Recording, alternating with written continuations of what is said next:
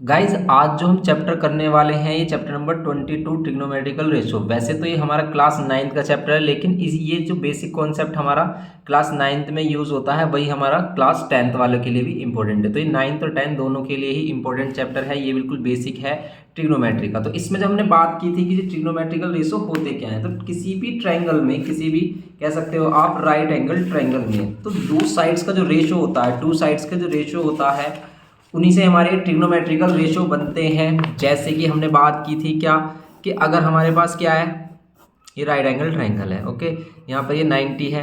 आप देखो एंगल वो हमेशा इन वाले एंगल्स को लेता है। जैसे हमने इसको बोला ए बी सी, देखो बी पर एक पर्टिकुलर स्टैंडर्ड एंगल है जिसकी बात हमने की थी कि स्टैंडर्ड एंगल की वैल्यू कैसे क्या होती है। जैसे साइन 90 की वैल्यू कितनी होती है, 1 होती है। कोस 90 की वैल्यू कितनी होती है, 0 होती है। अभी हम इसका जो इसका टेबल हमने बनाना बताया था ट्रिक, कि आप आसानी से इसका टेबल याद करने की, रटने की जरूरत नहीं है। आप आसानी से टेबल बना सकते हो बिना, अगर आपको याद भी नहीं है कुछ भी, तो उसको अभी दोबारा से भी रिवाइज करेंगे हम कि किस तरीके से टेबल भी हम इसमें बनाते हैं। तो सबसे पहले बात करते हैं ट्रिग्नोमेट्रिकल रेशो के, कि हमें पता है कि 90 के अपोजिट वाली साइड हमेशा हाइपोटेनस होती है। 90 के अपोजिट वाली साइड हमेशा हाइपोटेनस होती है हमारी। इस चीज़ को बहुत ध्यान से सुनना, क्योंकि इसी में कन्फ्यूजन होती है। कि कोई भी राइट एंगल ट्रायंगल ले लो, राइट एंगल ट्रायंगल ऐसे है, राइट एंगल ट्रायंगल ऐसे है, उसमें 90 के अपोजिट वाली जो साइड होगी ना, वो हमेशा क्या होगी, हाइपोटेनस होगी, हमेशा हाइपोटेनस होगी। और हाइपोटेनस साइड कभी भी चेंज नहीं होती है, बेस परपेंडिकुलर चेंज हो जाते हैं एंगल के अकॉर्डिंग। बात ध्यान से सुनना कि हाइपोटेनस साइड कभी भी चेंज नहीं होती। 90 के अपोजिट वाली जो साइड होगी वो हाइपोटेनस साइड होगी, और हाइपोटेनस साइड किसी भी ट्रायंगल की सबसे लॉन्गेस्ट साइड होती है। ठीक है, सबसे लॉन्गेस्ट साइड होती है हाइपोटेनस, इस बात को ध्यान रखना है आपको।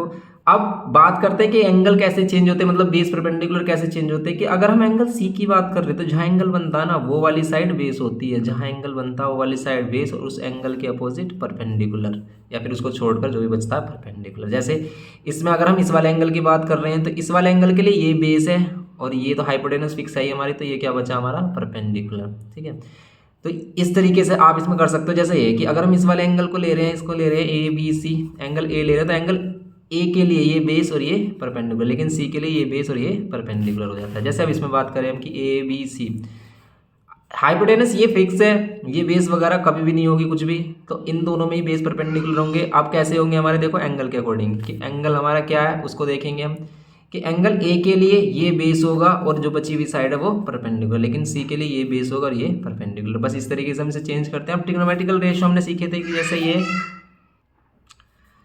क्या होता है हमारा, पंडित बद्री प्रसाद, ऐसे याद रखते हैं, पंडित बद्री प्रसाद हर हर बोले। ठीक है, इस तरीके से हम इसे याद रखते हैं। और ये कितना हो जाता है हमारा, sign cos tan, sine cos ten, और ये कोट सेक कोसेक, तो ये कोट सेक कोसेक हो जाता है हमारा। ओके, तो ये है हमारा इस तरीके से। तो sine cos tan cot sec cosec, ये रेशो होते हैं हमारे, इस तरीके से याद रखते हैं। पंडित बद्री प्रसाद हर हर बोले, सोना चांदी तोले, साइन कोस टेन, इस तरीके से आप इसे याद रख देते हैं।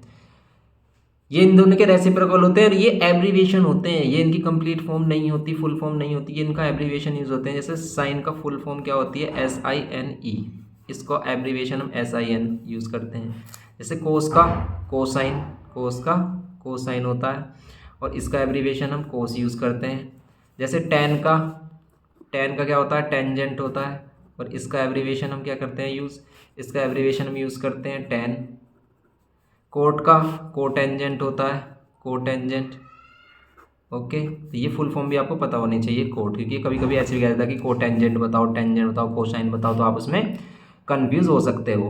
फिर यहाँ पर आती है बात सेक, सेक को क्या कहते हैं बताओ, सेक को कहते हैं सिकेंट। ठीक है, सिकेंट कहते हैं, तो इसे हम सेक कह देते हैं। और कोसेक को कहते हैं कोसिकेंट। ठीक है, कोसिकेंट कह देते हैं इसको। तो ये क्या होता है हमारा, कोसेक होता है। तो ये फुल फॉर्म हमें पता होनी चाहिए, इन पर भी वो बोल देता है कि कोसिकेंट बताओ, सिकेंट की वैल्यू बताओ, सिकेंट ये बताओ। तो ये होते हैं हमारे इनके फुल फॉर्म्स। ये सीखा था हमने इसमें, फिर इनके क्वेश्चंस किए थे। इसका कंप्लीट चैप्टर वैसे ऑलरेडी अपलोडेड है। क्लास 9 के जितने भी ट्रिग्नोमेट्रिकल चैप्टर है हमारे 22, 23 और 24, वो सभी इसमें ट्रिग्नोमेट्रिकल जो है हमारा ट्रिग्नोमेट्री बताई गई है, तो वो सभी हमने अपलोड किए हुए हैं। Complete each and every solution मिलेगा आपको, कोई भी क्वेश्चन स्किप नहीं मिलेगा। लिंक आपको डिस्क्रिप्शन बॉक्स में मिल जाएगा। हमने प्लेलिस्ट बना दी है सभी चैप्टर्स की, आप क्लिक करोगे सारे ही लेक्चर्स उसके आ जाएंगे हमारे। ये हो गया हमारा। ऐसे ही हम इसके स्टैंडर्ड एंगल लेते हैं और स्टैंडर्ड एंगल के लिए हमें क्या बनाना होता है, स्टैंडर्ड एंगल के लिए हमें ड्रॉ करना होता है टेबल। और टेबल हमने किस तरीके से ड्रॉ की थी, इसकी टेबल ड्रॉ की थी हमने किस तरीके से। अब देखो टेबल को दोबारा से रिवाइज कर लेते हैं कि टेबल कैसे ड्रॉ करते हैं स्टैंडर्ड एंगल की। ओके, कि देखो जैसे आप इसे करते हो पी बी पी, मतलब पंडित बद्री प्रसाद, ये हर हर बोले अगर हम लिखते हैं इसमें, और ये sine cos tan, sine cos tan, ये तो आपको बिल्कुल रटा हुआ होना चाहिए, cot sec cosec, cot sec और कोसेक, इस तरीके से ये होता है हमारा। तो अब इसमें हम क्या करते हैं कि सबसे पहले लेते हैं साइन, सबसे पहले लेते हैं साइन, फिर लेते हैं यहाँ पर कोस, कोस हमने कोई एंगल ले लिया है यहाँ पर, ठीक है। फिर टेन, थीटा यहाँ पर क्या है, कोई भी एक एंगल है। फिर ये टेन के बाद कोट, और फिर कोट के बाद क्या होता है सेक, सेक और कोसेक ले लेते हैं, सेक और कोसेक। अब क्या करते हैं इसमें, देखो एंगल कौन कौन से लेते हैं, एंगल स्टैंडर्ड एंगल जिस पर इनकी वैल्यू हमारी मतलब आप उसमें स्टैंडर्ड वैल्यू लिख सकते हो उनकी, जैसे 0 डिग्री, 0 के बाद आपको बस ये याद रखना है क्या 30 डिग्री, फिर 30 के बाद 15 ऐड करना है, पहले 30 ऐड करो फिर 15 ऐड करो तो 45, इसमें 15 ऐड करो तो कितना हो जाएगा हमारा 60, और इसमें और 30 ऐड करेंगे तो ये हो जाएगा 90, ठीक है। तो ये होता है हमारा कि पहले में 30 और 30 का डिफरेंस यहाँ होता है, यहाँ 15 और 15 का डिफरेंस होता है, ये याद रखो तो ये भी याद हो जाएगा आपको। ओके, अब इनकी वैल्यू कैसे बनती है, देखो साइन की वैल्यू भी अगर आपको याद नहीं है तो कोई टेंशन वाली बात नहीं है, आपको साइन की वैल्यू कैसे बनानी होती है ये हमने अपने टेबल में भी बताया था कि आप करो यहाँ पर 0.4 और उस पर लगा दो रूट। अब देखो 0.4 करोगे आएगा 0, 0 4 से डिवाइड करोगे 0 को तो 0 आएगा, और 0 का रूट 0 ही होता है, इसलिए साइन 0 0।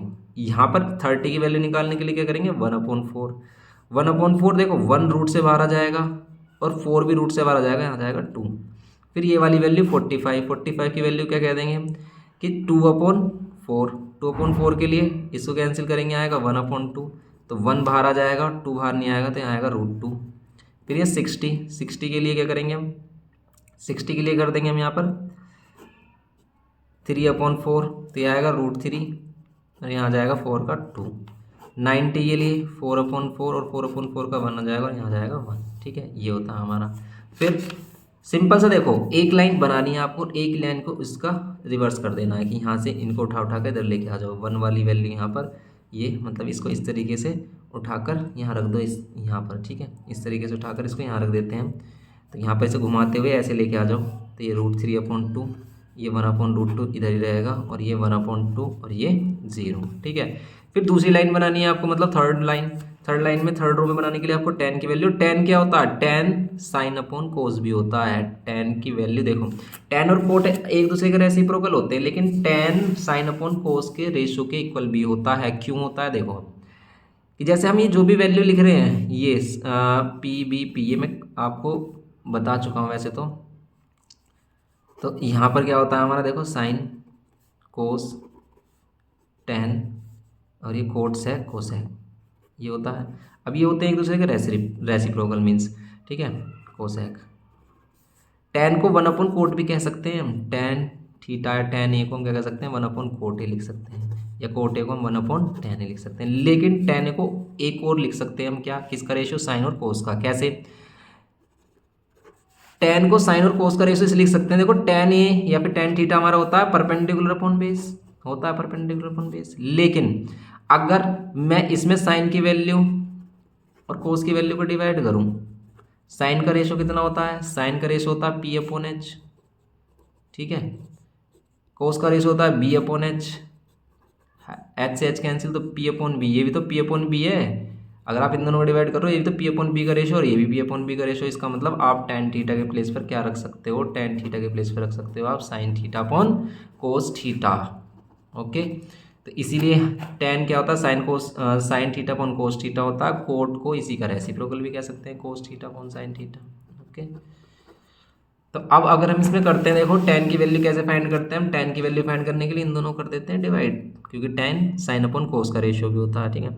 तो 0/1, 0 को 1 से डिवाइड करोगे 0 आएगा, लेकिन ध्यान रखना किसी भी वैल्यू को 0 से डिवाइड करोगे तो नॉट डिफाइन आएगा, ठीक है, इन्फिनिटी। यहाँ पे से कैंसिल करेंगे, ये कितना आएगा 1/√3। इन दोनों को डिवाइड किया 1/√3 आया, समझ में आया? नहीं आया तो चलो देख लेते हैं इसको। देखो 1/2 को आप किससे डिवाइड कर रहे हो, √3/2 से। ये इधर जाएगा 2 सबसे ऊपर, तो यहाँ पर 1 × 2 हो जाएगा और यहाँ पर 2 × √3, ये कैंसिल हो जाएगा, आ जाएगा 1/√3। तो यहाँ 1/√3 आ गया।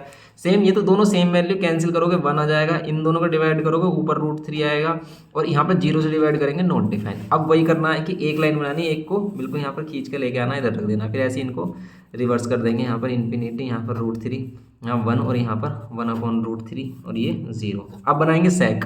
सेक किसका रेसिप्रोकल है, कोस का, तो कोस का रेसिप्रोकल मतलब कोस की वैल्यू का रेसिप्रोकल करो, तो 1 का रेसिप्रोकल 1 ही आएगा। क्यों? क्योंकि 1 के नीचे 1 ले सकते हैं, 0 तो नहीं ले सकते। तो 1 का रेसिप्रोकल 1 मतलब ऊपर का नीचे, नीचे का ऊपर, रेसिप्रोकल कहते हैं। मतलब न्यूमरेटर का डिनोमिनेटर, डिनोमिनेटर का न्यूमरेटर कर दें। इसको कर देंगे हम तो आएगा √3/2।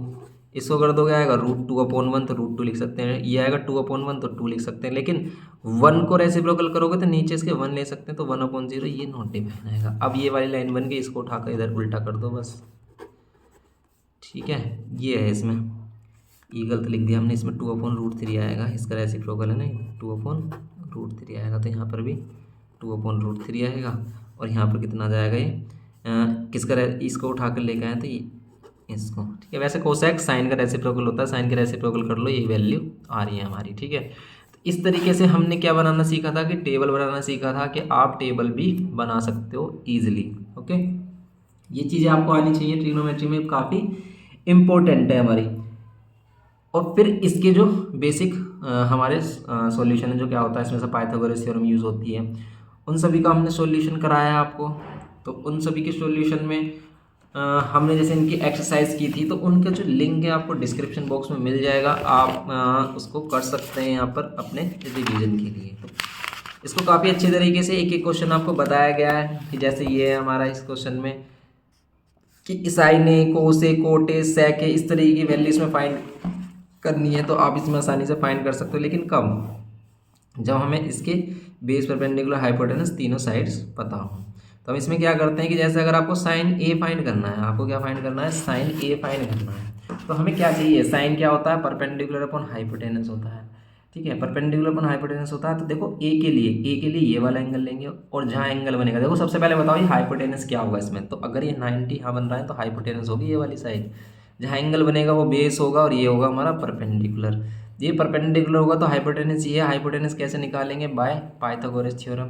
और 3, 4, 5 ये ट्रिपलेट होती है हमारी, या फिर आप पाइथागोरस थ्योरम लगा लो, इसमें आप फाइंड कर सकते हो। Perpendicular square base square, triplet वाला जो था इसमें, वो हमने किस में सीखा था, 8th में भी सीखा था। तो यहाँ पर ये हमारा 5 कैसे आया, देखो परपेंडिकुलर अगर आप ले रहे हो 4, 4 का स्क्वायर और यहाँ बेस 3, 3 का स्क्वायर कर रहे हो, तो यह आ जाएगा 16 और यह जाएगा 9 और यह जाएगा 25। तो हाइपोटेनस का स्क्वायर, हाइपोटेनस का स्क्वायर, यहाँ हाइपोटेनस √5 और यह जाएगा 5। तो 5 आ गया इसमें हाइपोटेनस, तो परपेंडिकुलर कितनी, परपेंडिकुलर 4 और हाइपोटेनस कितनी हमारी 5। तो ये आ गया हमारा 4/5। सिंपल इस तरीके के क्वेश्चन किए थे हमने, तो इसको जरूर करना आप, तो फिर ये आपको सभी चीज़ें क्लियर हो जाएंगी। सिंपल आप इस तरीके से इसको कर सकते हैं, ओके। तो फिर मिलते हैं नेक्स्ट वीडियो में। वीडियो पसंद आए तो प्लीज़ लाइक, शेयर, सब्सक्राइब करना। Thank you.